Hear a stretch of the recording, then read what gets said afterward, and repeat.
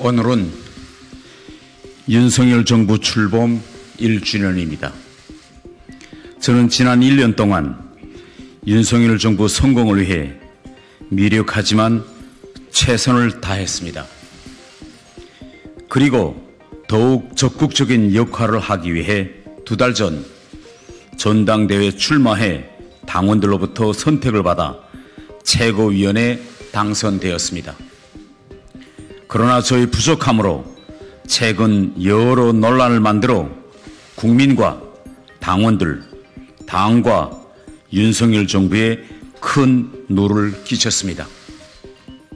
오늘 윤석열 정부 출범 1년을 맞아 저는 더 이상 당에 부담을 주고 싶지 않습니다.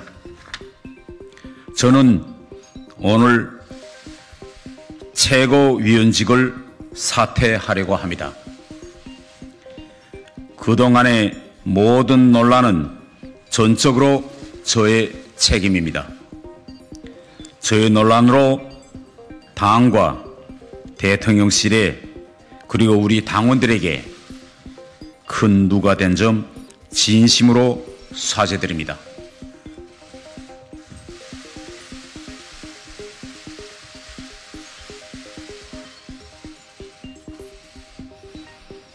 저를 응원해 주시고 사랑해 주신 국민과 당원분들 그리고 선배 동료 의원님들과 지금까지 함께 해주신 지도부에 감사의 말씀을 드립니다. 이제부터 백이 종군하며 계속 윤석열 정부와 우리 국민의힘의 성공을 위해 분골쇄신하겠습니다. 제게 주어진 역사적 사명만을 생각하며 앞으로 뚜벅뚜벅 나아갈 것입니다.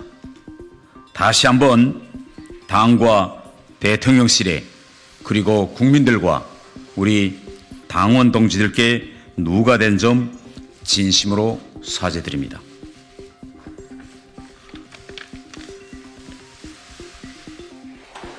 국민의힘 윤리위원회는 5시간에 걸쳐 설화 등으로 문제가 된 김재원 태영호 최고위원의 징계 문제를 논의했으나 결론에 도달하지 못했습니다. 추가 소명을 거쳐 내일 열리는 회의에서 징계 수위를 결정한다는 방침입니다. 빨리 결론 내리는 것도 중요하지만은 좀 더 정확한 결론을 내리는 게 중요하기 때문에 윤리위가 어제 회의에서 내년 총선 공천 가능성이 봉쇄되는 당원권 정지 1년을 의결할 것이란 전망이 많았지만 결론 도출을 유보하면서 사실상 두 최고위원에게 자진 사퇴라는 마지막 기회를 준 것이 아니냐는 해석이 나왔습니다. 황정근 국민의힘 윤리위원장도 두 최고위원의 정치적 결정이 징계 수위에 영향을 미칠 수 있다는 점을 시사했습니다.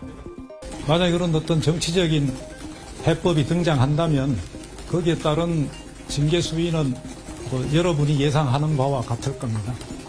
두 최고위원은 수십 장에 달하는 소명서를 제출한 데 이어 윤리위에도 직접 출석해 불거진 의혹에 대해 적극적으로 소명했습니다.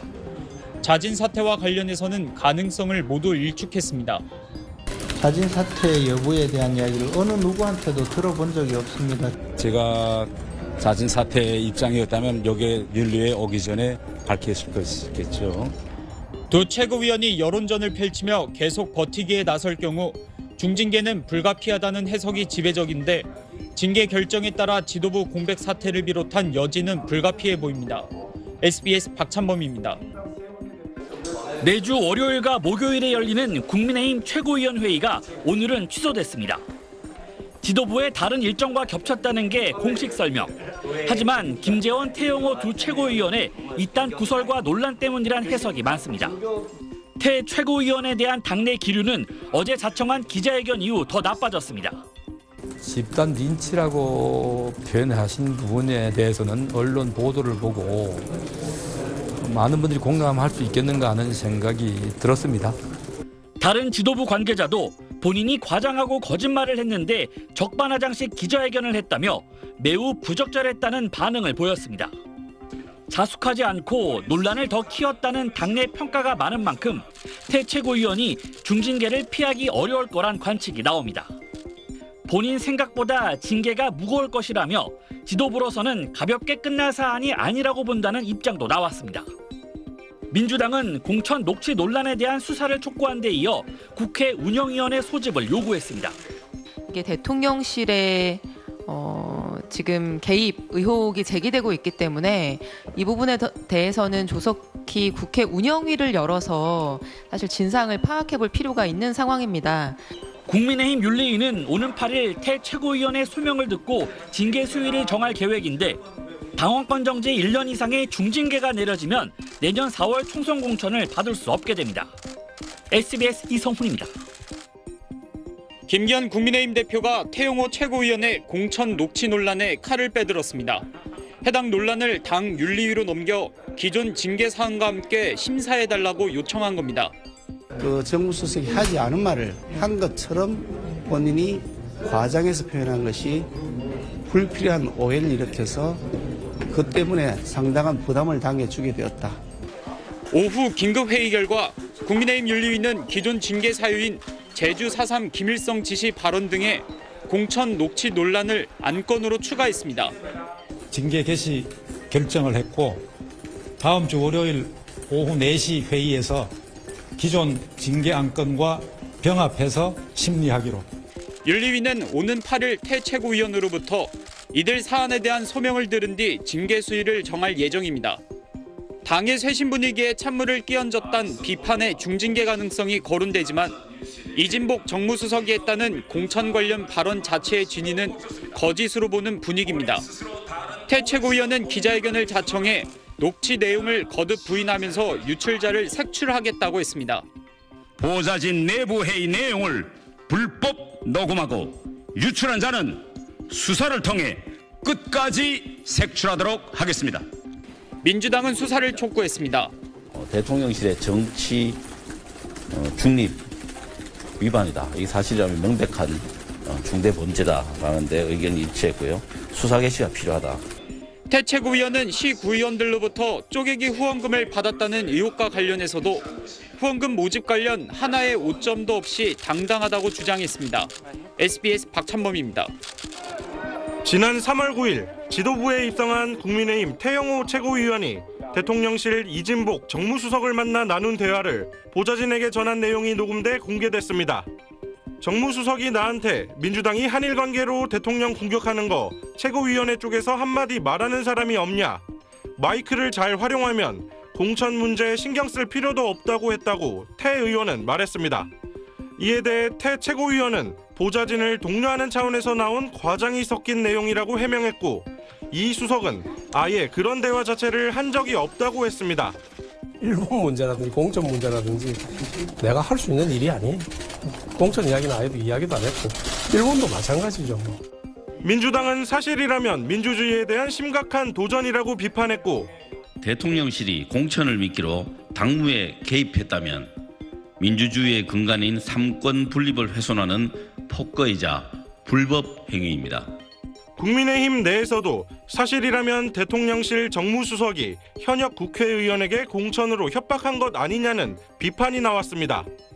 지난 2016년 총선 당시 박근혜 전 대통령의 불법 공천 개입 기억을 가진 국민의힘 지도부는 논란 차단에 주력했습니다. 팩트가 갖고 얘기하지. 당무 개입을 안 했다 그러면 했다고 하면 어떡하냐.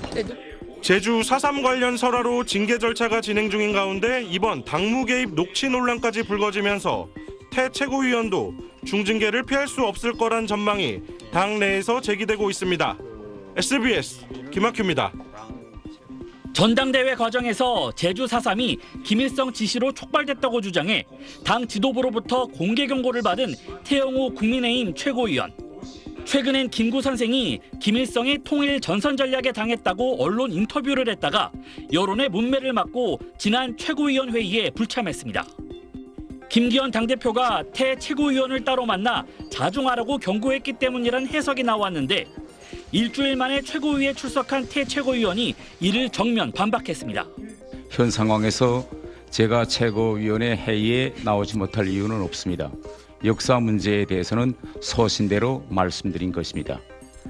더 나아가 자신이 이 자리에 있는 이유는 당원들이 선택해줬기 때문이라며 주변의 도움을 구걸하지도 않았다고 주장했습니다. 지난 전당대회는 여론조사 3%라는 꼴찌로 저는 시작했으나 그렇다고 오만 것에 도움을 구걸하지도 않았습니다.